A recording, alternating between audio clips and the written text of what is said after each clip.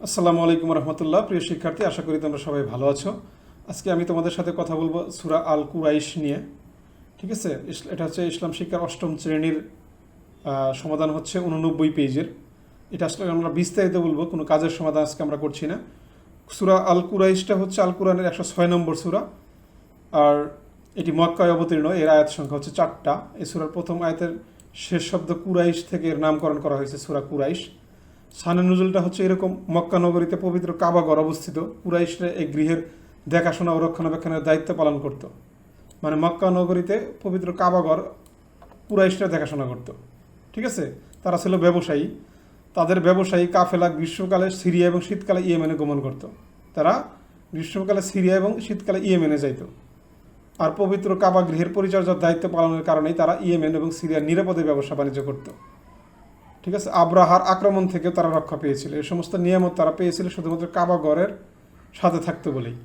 তাই তাদের নিয়ামতের উল্লেখপূর্ব এই ঘরের প্রভু তথা আল্লাহ তাআলার ইবাদত করার আহ্বান করে এই সূরা অবতীর্ণ হয়।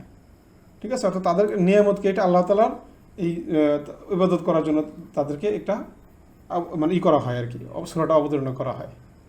ঠিক আছে, তার মানে তাদেরকে মানে তারা ছিল ভালো লোক ছিল আর কি, ম্যাক্সিমামই। তারা এই মক্কা নগরীতে কাবাঘরকে দেখাশোনা করত। ঠিক আছে, এবং ভালোভাবে তারা ইবাদতও করত। আচ্ছা, সো শব্দের অর্থ তোমরা শব্দের অর্থ জানবা। এরপর আছে ব্যাখ্যা। এটা ব্যাখ্যাটা একটু আমরা জানি যে বলছে যে ব্যাখ্যাটা হচ্ছে কি, যে মক্কা ছিল একটা অনুর্বর মরু অঞ্চল। এখানে দেখো এই সূরাটার কিন্তু দেয়া আছে, মানে অর্থ দেয়া আছে। ঠিক আছে, এখন অনেকেই তো বাংলা পারে না, মানে পারে না, আরবি পারে না। এটা একটা সমস্যা। দেখো, এই আরবি যেহেতু পারো না, আমি তোমাদেরকে বাংলা দেখে দেখে বুঝিয়ে দেওয়ার চেষ্টা করছি। আমি সূরাটা বাংলায় এখানে লিখে রেখেছি। দেখো, এখানে বলছে সূরা কুরাইশ, এটা 4টা আয়াত। লি ইলাফি কুরাইশ, তাই না?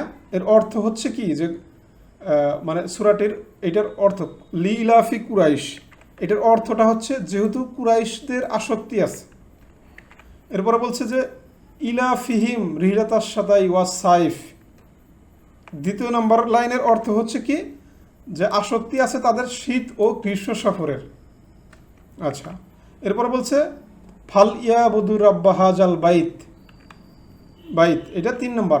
এটা অর্থ কি, অতএব তারা ইবাদত করুক এই গৃহের মালিকের। এই অর্থ কিন্তু তোমাদের বইয়েই দেওয়া আছে। ঠিক আছে, তারপরে কি আল্লাহ জি না আল্লাহ জি আতআমাহুম মিন জু ওয়া আমানাহুম মিন খাউফ। একটু স্পেসটা হলে ভালো হইতো আর কি। যাই হোক, তোমরা এভাবে লিখে নিতে পারো, সমস্যা নেই। এটা অর্থটা হচ্ছে কি, যিনি আমাদেরকে ক্ষুধায় তাহার আহার দিয়েছেন এবং ভীত হতে আমাদেরকে নিরাপদ করেছেন। ঠিক আছে, এটা আসলে তোমাদের অর্থ। এটা হচ্ছে এই 4টা হচ্ছে অর্থ, আর এটা হচ্ছে বাংলা উচ্চারণ। আমি জাস্ট এখানে লিখে দিছি আর কি, তোমরা এটাকে দেখে নিও। ঠিক আছে, এই সূরাটার ব্যাখ্যা আছে এখানে। বলছে যে মক্কা ছিল একটা অনুর্বর মরু অঞ্চল। সেখানে চাষাবাদ হতো না, এমন বাগ বাগিচাও ছিল না যা থেকে ফল ফলাদি পাওয়া যেতে পারে। সেখানে খাদ্য সামগ্রীর বাইরে থেকে আনা হতো, মানে খাদ্যদ্রব্য সব বাইরে থেকে আনা হতো। তাই বাণিজ্যিক উদ্দেশ্যে কুরাইশরা বিদেশে সফর করত। সেখান থেকে প্রয়োজনীয় জিনিসপত্র তারা সংগ্রহ করত এবং এর উপরে মক্কাবাসীদের জীবন জীবিকা নির্বাহ করছিল আর কি।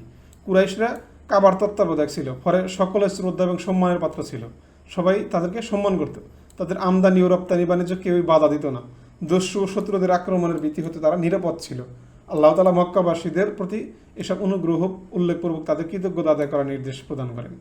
ঠিক আছে, সো কুরাইশদের মর্যাদা কেমন ছিল আসলে এটা দেখি, আলোচনা করি। কুরাইশদের 7টি বিষয়ে মর্যাদা দান করেছেন। একটা হচ্ছে সর্বশ্রেষ্ঠ রাসূল সাল্লাল্লাহু আলাইহি সাল্লামের মধ্যে হতে এসেছেন, অর্থাৎ কুরাইশদের মধ্যে থেকে হযরত মুহাম্মদ সাল্লাল্লাহু আলাইহি সাল্লাম জন্মগ্রহণ করেছেন। 2 নম্বর, নবুয়ত তাদের মধ্যে হতে এসেছে। কাবা গৃহে তত্ত্বাবধান তারা করেছে। হাজিদের পানি পান করানোর দায়িত্ব পালন তারা করে। আল্লাহ তাআলা তাদেরকে হস্তি বাহিনীর বিরুদ্ধে সাহায্য করেছেন। উক্ত ঘটনার পর কুরাইশরা 10 বছর যাবৎ আল্লাহ তাআলা ব্যতীত কারো ইবাদত করেনি। আল্লাহ তাআলা তাদের বিষয়ে কুরআনে পৃথক একটি সূরা নাজিল করেছেন, যাতে তারা ছাড়া আর কারো আলোচনা করা হয়নি। তাদেরকে নিয়ে জাস্ট আলোচনাটা করা হয়েছে। ঠিক আছে, তাহলে এটা হচ্ছে তাদের মর্যাদা। এই সূরা থেকে আমরা কি শিখতে পারলাম? শিখছি হচ্ছে যে আল্লাহ তাআলা ব্যবসায়িক সফরে কুরাইশদের নিরাপত্তা দিয়ে তাদের প্রতি অনুগ্রহ প্রকাশ করেছেন। নিরাপত্তা প্রদানের মালিক হচ্ছে একমাত্র আল্লাহ। এটা কি আল্লাহর ঘরে প্রবেশ করলে নিরাপত্তা লাভ করা যায়, মানে কাবা ঘরে প্রবেশ করলে নিরাপত্তা লাভ করা যায়। আল্লাহ তাআলা কুরাইশদের অসংখ্য অগণিত নিয়ামত দান করেছেন। প্রাপ্ত নিয়ামতের শুকরিয়া আদায় করতে হবে এবং আল্লাহ তাআলার ইবাদত করতে হবে। এই হচ্ছে আমাদের শিক্ষা, ঠিক আছে? সো আশা করি আমি তোমাদেরকে বোঝাতে পেরেছি। আর বাংলাটাও আমি তোমাদেরকে সূরা লিখে দিয়েছি, সেখান থেকে তোমরা দেখে নেবে এবং আশা করি তোমরা ভালোভাবে এই সূরাটা মুখস্থ করে নেবে। অর্থাৎ এখান থেকে বাংলাটা দেখে তোমরা কিন্তু মুখস্থ করে নিতে পারো। লি ইলাফি কুরাইশ ইলাফিহিম রিহলাতাশিতাই ওয়াস-সাইফ ফালইয়াবুদু রাব্বা হাযাল বাইত আল্লাযী আতআমানাহু মিন জু ওয়া আমানাহু মিন খাউফ। মানে অ্যাকচুয়ালি বাংলা দেখে আরবি পড়ে বাংলা দেখে উচ্চারণ করাটা একটু টাফ হয়ে যায় আর কি, ঠিক আছে, অনেক সময়। সো এখানে একটু ভুল আমি করেছিলাম প্রথম দিকে, সো এটাকে জাস্ট ভুল হিসেবেই দেখো তোমরা। আর সূরাটা তোমরা এখান থেকে মুখস্থ করে নাও, ঠিক আছে? সবাই ভালো থাকো, সুস্থ থাকো। আজকের ভিডিওটা এখানে শেষ করছি। আল্লাহ হাফিজ।